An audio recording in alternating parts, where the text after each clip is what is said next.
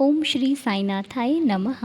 अनंत कोटि ब्रह्मांड नायक राजाधिराज योगिराज परब्रह्म श्री सच्चिदानंद सद्गुरु साईनाथ महाराज की जय। कैसे हो आप सभी?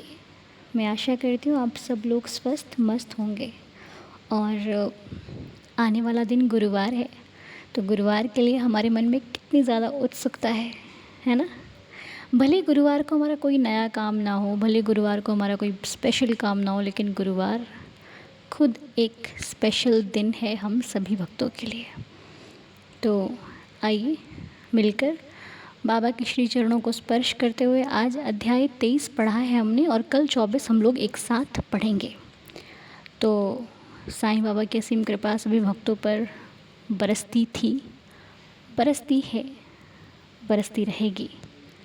तो अध्याय जब हम 23 पढ़ रहे थे, बहुत सारी शिक्षा, और कई बार तो हम अध्याय जब पढ़ रहे होते हैं तो हमारे मन में सवाल भी होते हैं, जिन सवालों को बाबा हल करते हैं।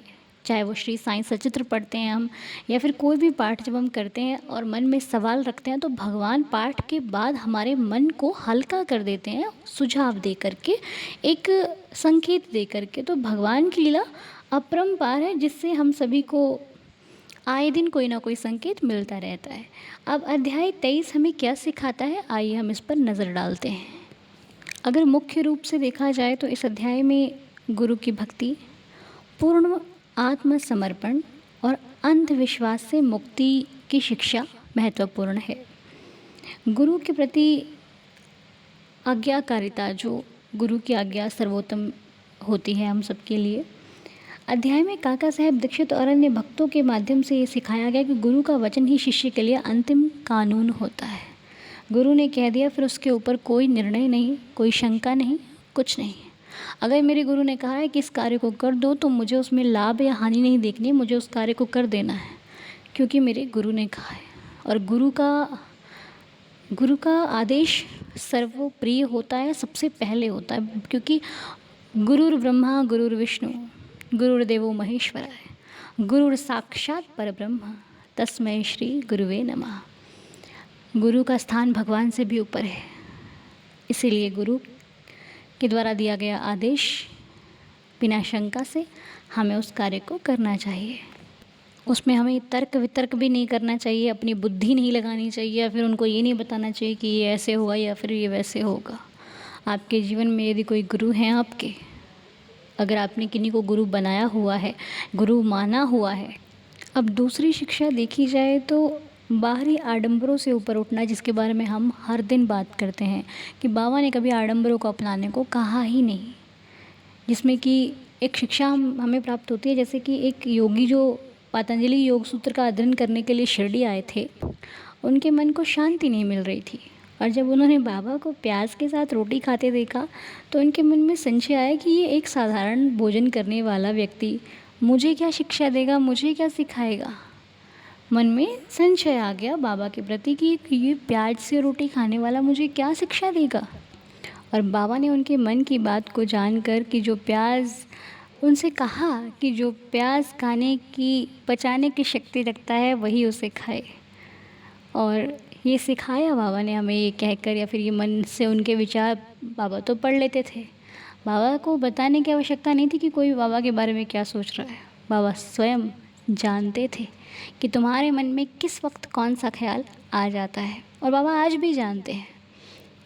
तो ये शिक्षा हमें लेनी चाहिए कि आध्यात्मिक प्रगति बाहरी खान पान या कठोर हठ योग से नहीं होती, बल्कि आंतरिक शुद्धता, विश्वास और गुरु की कृपा से होती है। अगर आप पर गुरु की कृपा है तो आपको आडंबर करने की आवश्यकता नहीं है। अगर आपको अपने भगवान पर विश्वास है तो आपको भयभीत होने की आवश्यकता नहीं है, क्योंकि गुरु की कृपा और आपका गुरु पर विश्वास ये बहुत महत्वपूर्ण है। अगर यदि सच्चा है, निष्ठा से है, तो आपको घबराने की आवश्यकता कहीं पर भी नहीं है। और उसके बाद एक शिक्षा प्राप्त होती है कि पूर्ण समर्पण जब भगवान पर होना, तो भक्त को कोई हानि नहीं पहुंचा सकता। जैसे कि श्यामा जी, माधवराव देशपांडे जी। माधवराव जी बाबा के अंतरंग भक्तों में से थे, परम भक्त श्यामा। जब उनको सांप ने काट लिया तो वो घबरा कर मस्जिद की ओर भागे, बाबा ने उन्हें मना किया कि ऊपर मत चढ़ो, लेकिन वो बाबा ने श्यामा जी को नहीं, उस सांप के जहर को कहा था। और बाबा के कहते ही वो जहर उतर गया। बाबा के कहते ही उनको बाबा ने कहा घर पर जाओ, विश्राम मत करना या फिर नींद मत लेना। और जैसा बाबा ने कहा था उनकी आज्ञा का पालन किया उनके भक्त श्यामा जी ने। और इस कथा से शिक्षा मिली कि यदि गुरु पर विश्वास दृढ़ होना तो आप बड़े से बड़े संकट से भी बच सकते हो। कोई भी आपको कोई हानि नहीं पहुंचा सकता। इसलिए भगवान पर, अपने गुरु पर, अपने इष्ट पर शरणागति रखना बहुत ज़रूरी है। अगर आप शरणागति ले ली ना आपने, आप सच्चे भक्त हो। ऐसी शरणागति लो कि अपने गुरु, अपने भगवान पर इतना भरोसा हो कि कोई भी संकट आएगा मुझे बाबा बचाएंगे। याद रखिए, ये शिक्षा आपको बहुत काम आएगी। और एक शिक्षा हमें ये भी मिलती है इस अध्याय से कि हमें अंधविश्वास के पीछे नहीं भागना चाहिए। और जब शिरडी में ऐसा हुआ कि गाँव के बाहर से कोई गाड़ी नहीं आएगी, है ना, लकड़ी नहीं आएगी, तो बाबा ने स्वयं लकड़ी लेकर के बाबा ने दिखाया कि संकट के समय हमें अंधविश्वास में नहीं पड़ना चाहिए, जो कि हम पड़ जाते हैं। जब कोई संकट आता है हम इतने डर जाते हैं कि कोई हमें कोई भी सलाह दे रहा है तो हम उसे मानने पर तैयार हो जाते हैं। और देखो, ये कई बार हम इस बारे में बात कर चुके हैं ना कि जब संकट आएगा तो लोग आपको भ्रमित करेंगे, लेकिन आपने घबराना नहीं है। बाबा ने शिक्षा दी हमें इस अध्याय में कि संकट के समय बुद्धि, विवेक, इससे काम लो। ठीक है, हमेशा अपने बुद्धि को जगाए रखो, क्योंकि यही आपका सहारा बनेगी। क्योंकि लोगों की 10 बुद्धियाँ लगती हैं कार्य में, और उन 10 का तब तक आपके ऊपर विश्वास या तब तक आपके ऊपर ध्यान रहता है जब तक आप सफल नहीं होते। अगर आप सफल हो गए तो वो सारी बुद्धियाँ आपके साथ चल देंगी। अगर आप कहीं असफल हुए ना, ये कहेंगे हमने तो कुछ कहा ही नहीं तुम्हारे अपना, यही लोग कहेंगे कि हमने तो कुछ नहीं बोला था, सब तुमने अपने आप से किया, अपनी मर्ज़ी से किया, अब तुम देखो। इसीलिए भगवान का सहारा लीजिए और अपने ऊपर विश्वास रखिए। और इस अध्याय में हमने एक शिक्षा कह लो या फिर अपने आप को एक मैसेज दिया कि शिष्य 3 प्रकार के होते हैं। उत्तम, जो कि सर्वश्रेष्ठ होते हैं, जो गुरु के बिना बोले ही उनकी बात को तुरंत जान लेते हैं और सेवा में लग जाते हैं। और ऐसा होता है कि जब हम अपने गुरु पर ही ध्यान लगाते हैं ना, तो हमें मालूम होता है कि हमारे गुरुजी क्या कह रहे हैं, हमारे भगवान हमसे क्या कहना चाहते हैं। ऐसा होता है जब हम अपने गुरु पर सच्ची निष्ठा रखते हैं, हमें उनके सिवा कोई ध्यान नहीं आता, हम उन पर सच्ची श्रद्धा रखते हैं ना, भगवान हमें उनके ही चरणों से लगा देते हैं। और फिर वो कहने से पहले हम समझ जाते हैं कि हमारे गुरु को इस चीज़ की आवश्यकता है, या फिर हमारे भगवान के लिए हमें ये चीज़ करनी है, सेवा करनी है। क्यों करनी है, किस लिए करनी है, इससे मतलब नहीं। ये होते हैं उत्तम भक्त या फिर उत्तम शिष्य। एक होते हैं मध्यम, जो गुरु के आदेश देने पर बिना किसी देरी के उनके वचनों को पूरी तरह से पालन करते हैं, जो मध्यम शिष्य होते हैं। जैसे कि गुरु ने बोला और उन्होंने कर दिया, उन्हें ये मतलब नहीं है क्या कहें क्यों है, नहीं, उन्होंने गुरु का आदेश मानकर उसे स्वीकार किया और उस पर तुरंत कार्य करना शुरू कर दिया। और एक होते हैं साधारण, अधम, जो गुरु के आदेश को टालते रहते हैं और हर कदम पर गलतियां करते हैं। ऑब्वियसली जो गुरु की आज्ञा को टालेगा उससे गलतियां होनी ही होनी है।